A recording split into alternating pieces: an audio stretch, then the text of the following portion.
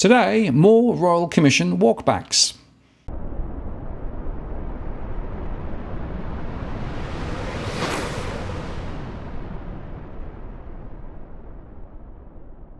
Hello again, it's Martin North from Digital Finance Analytics. Welcome to this post covering finance and property news with a distinctively Australian flavour.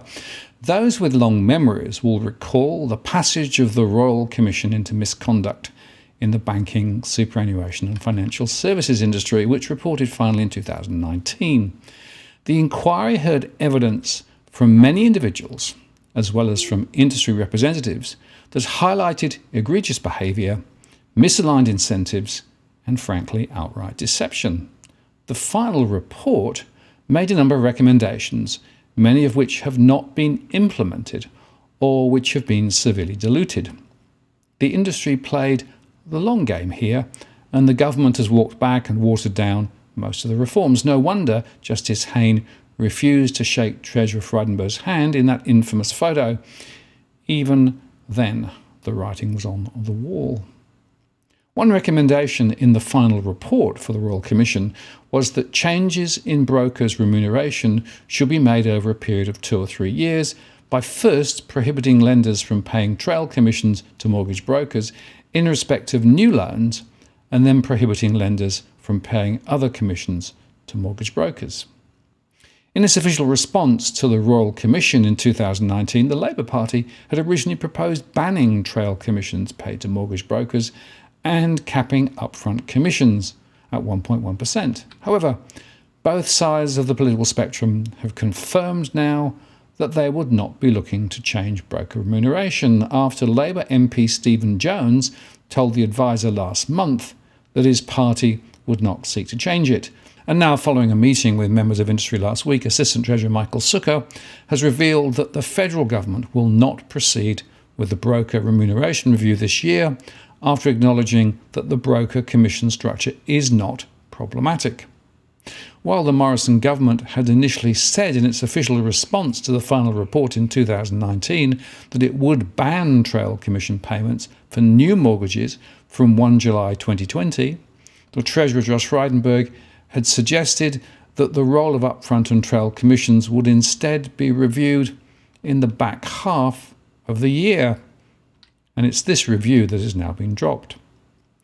The Minister's office confirmed on Saturday that the Australian government will not be proceeding with the proposed review of mortgage broker remuneration and does not intend to make further changes to mortgage broker remuneration regulations at this time.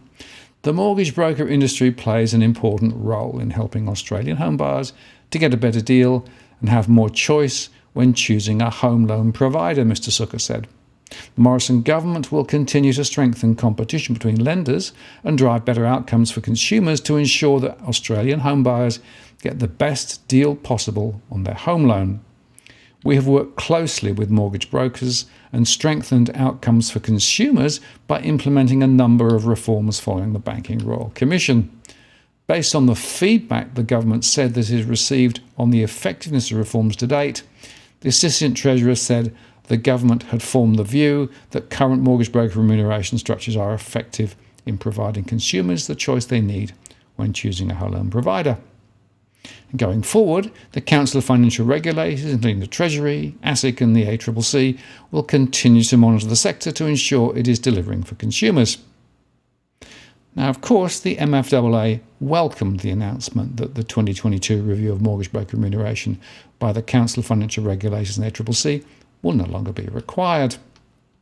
MFAA CEO Mike Felton said, whilst our industry has always been ready to confidently face scrutiny when required, our response was to remind them of the effectiveness of all the reforms implemented in mortgage broker remuneration and conduct, as well as the success of the recent best interest duty in aligning consumer and broker interests and expectations.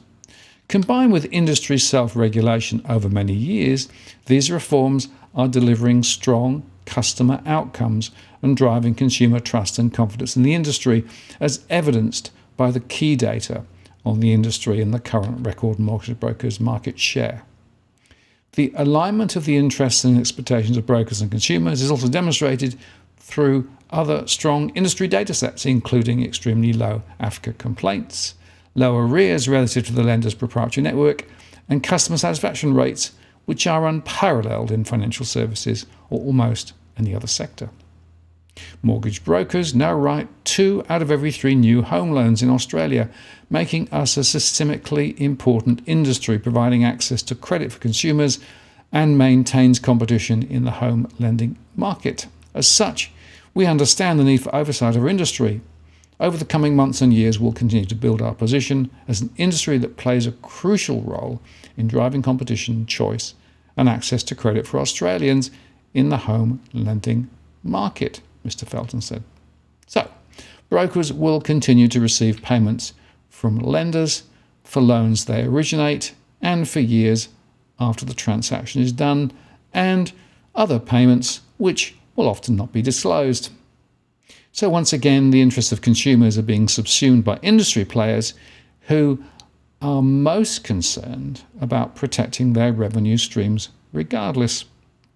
Trail commissions, for example, are a problem, and they should not exist, but they will continue.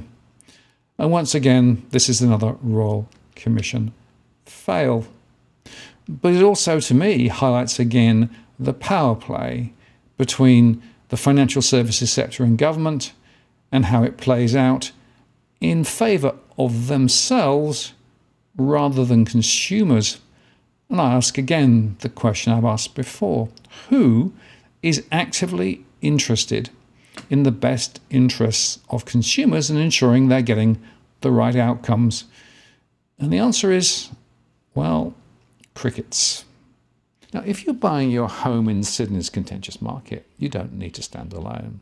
This is the time you need to have Edwin Almeida from Ribbon Property Consultants standing alongside you. Buying a property is both challenging and adversarial. The vendor has a professional on their side. Emotions run high, price discovery and price transparency are hard to find, and then there's the wasted time and financial investments that you make. Edwin understands your needs, so why not engage a licensed professional to stand alongside you?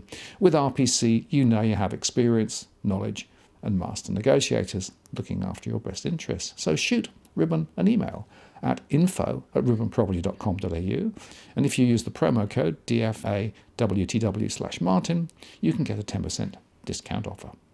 I'm Martin North from Digital Finance Analytics. Many thanks for watching, and I'll see you again next time.